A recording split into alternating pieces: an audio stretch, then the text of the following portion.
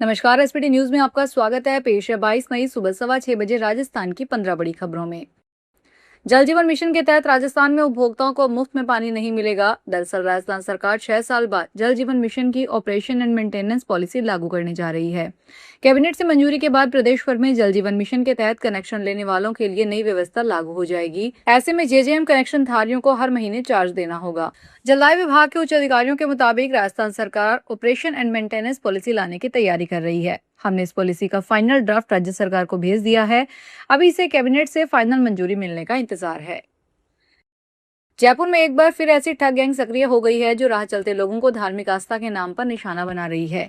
बालाजी महाराज का प्रसाद और काली माता का प्रसाद बताकर लोगों को झांसे में लिया जा रहा है। प्रसाद खाने के बाद पीड़ितों का मानसिक संतुलन बिगड़ने जैसा महसूस होता है और इस दौरान बदमाश उनसे सोने के आभूषण उतरवाकर फरार हो जाते हैं।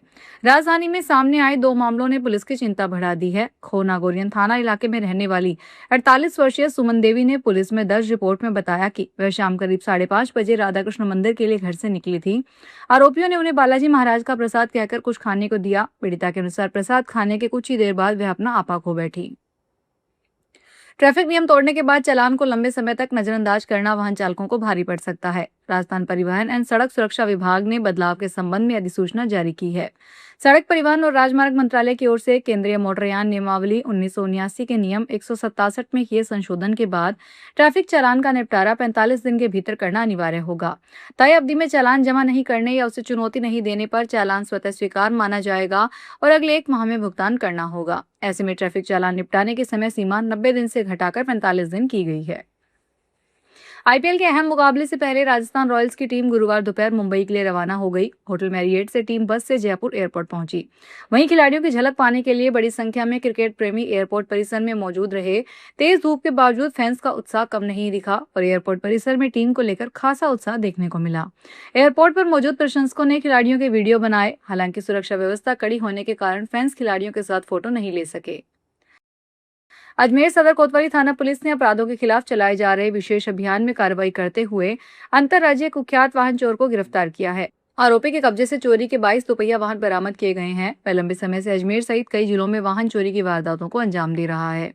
खास बात यह है कि पुलिस से बचने के लिए आरोपी मोबाइल फोन का इस्तेमाल नहीं करता। पुलिस ने आरोपी को दबोचने के लिए लगभग 200 सीसीटीवी की फुटेज खंगालने के बाद दबोचा। आरोपी पाली, ब्यावर, जोधपुर, अजमेर और मसूदा से बाइक चुराता था। राजस्थान बीजेपी प्रदेशाध्यक्ष मदन राठौड़ ने प्रदेश कार्यालय में कार्यकर्ताओं को मेलोडी टॉफी बांटी। वहीं दूसरी तरफ राहुल गांधी द्वारा पीएम मोदी और गृह मंत्री अमित शाह को गद्दार कहने के विरोध में आज बीजेपी कार्यकर्ताओं ने राहुल गांधी का पुतला फूंका। इस दौरान बीजेपी और कांग्रेस के कार्यकर्ता आपस में उलझ गए। प्रदर्शन से पहले मेलोडी टॉफी बांटते हुए मदन राठौड़ ने कहा, इटली राहुल गांधी का ननिहाल है। ननिहाल में मेलोडी टॉफी देखते ही राहुल गांधी मचलने लगे। उन्हें टॉफी के अलावा किसी और का ध्यान नहीं रहा। यह राहुल गांधी का बचपना है, उनको मैं क्या कहूँ। भारतीय रेलवे ने यात्रियों की सुविधा को ध्यान में रखते हुए राजस्थान और दिल्ली रूट पर 2 बड़ी सौगातें दी है। पहली ओर भुज दिल्ली भुज एक्सप्रेस रेल सेवा का प्रतिदिन संचालन शुरू किया जा रहा है। वहीं दूसरी ओर Jodhpur Delhi cantt Vande Bharat superfast express को अब 20 कोच के साथ संचालित किया जाएगा। रेलवे के इस फैसले से राजस्थान, गुजरात और दिल्ली के हजारों यात्रियों को सीधा लाभ मिलेगा। उत्तर पश्चिमी रेलवे के मुख्य जनसंपर्क अधिकारी अमित सुदर्शन के अनुसार गाड़ी संख्या 19403 भुज दिल्ली प्रतिदिन एक्सप्रेस रेल सेवा का संचालन 23 मई 2026 से शुरू होगा। राजस्थान हाउसिंग बोर्ड की प्रदेश में बसी कॉलोनियों में अगले 3 महीने से जमीनों की कीमतों में इजाफा होगा। बोर्ड प्रशासन इन जमीनों की आवासीय आरक्षित दरों में बढ़ोतरी करेगा। इसके लिए मुख्यालय से सभी उप आवासन आयुक्तों और डिवीजन के आवासीय अभियंताओं को अपने अपने क्षेत्र में मौजूद जमीनों की नई दरें निर्धारित करके प्रस्ताव भिजवाने के आदेश दिए गए हैं। ये प्रस्ताव मई महीने के अंत तक देने के लिए कहा गया है। इन प्रस्तावों पर चर्चा के बाद जुलाई से इन्हें लागू करने के आदेश जारी किए जा सकते हैं।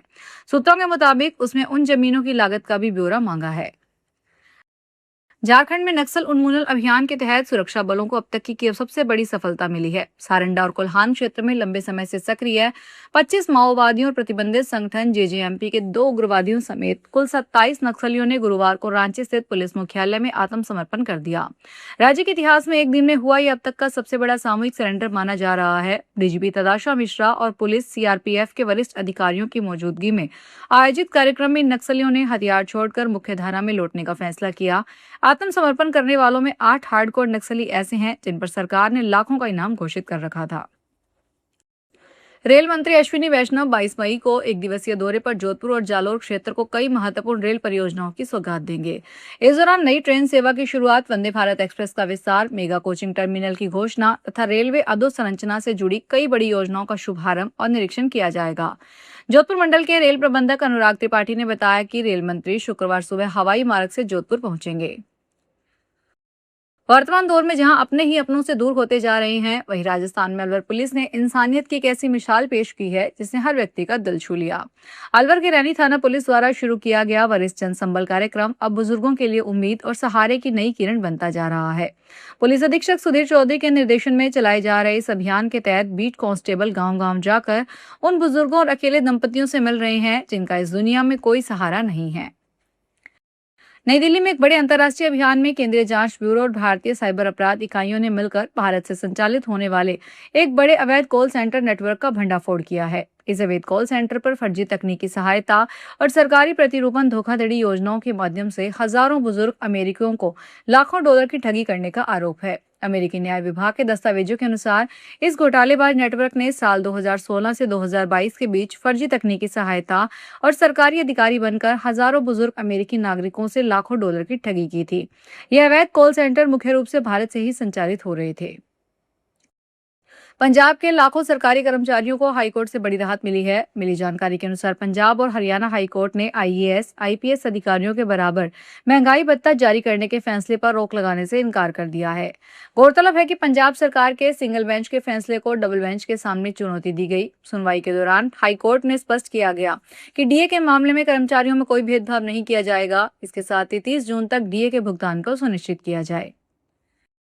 दिल्ली उच्च न्यायालय ने गुरुवार को आम आदमी पार्टी छोड़कर भाजपा में शामिल हुए राज्यसभा सांसद राघव चड्ढा की उस याचिका पर अपना फैसला सुरक्षित रख लिया जिसमें उनके व्यक्तिगत अधिकारों की रक्षा करते हुए सोशल मीडिया पर उनके खिलाफ फैलाई जा रही अपमानजनक, भ्रामक और डीप फेक सामग्री को हटाने की मांग की गई है। मामले की सुनवाई के दौरान न्यायालय ने कहा कि व्यक्तिगत अधिकारों के व्यावसायिक उपयोग और राजनीतिक आलोचना में स्पष्ट अंतर है।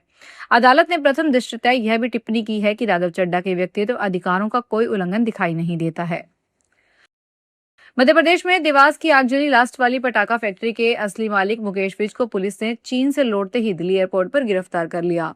मुकेश ग्वांझू से गुरुवार को ही भारत लौटा है। मुकेश फैक्ट्री ब्लास्ट के बाद से फरार था। देवास पुलिस ने देश भर में लुकआउट सर्कुलर जारी किया था, जिसके आधार पर उसकी पहचान और गिरफ्तारी संभव हो सकी। बता दें कि 14 मई को टोंक कला स्थित पटाखा फैक्ट्री में जोरदार धमाका हुआ। हादसे में 20 से ज्यादा लोग घायल हुए हैं। तो ये थी राजस्थान की 15 बड़ी खबरें। अगर आपको हमारा बुलेटिन पसंद आया हो तो वीडियो को लाइक करें, अपने दोस्तों से शेयर करें और चैनल को सब्सक्राइब करना ना भूलें। फिर मिलेंगे नई खबरों के साथ। धन्यवाद।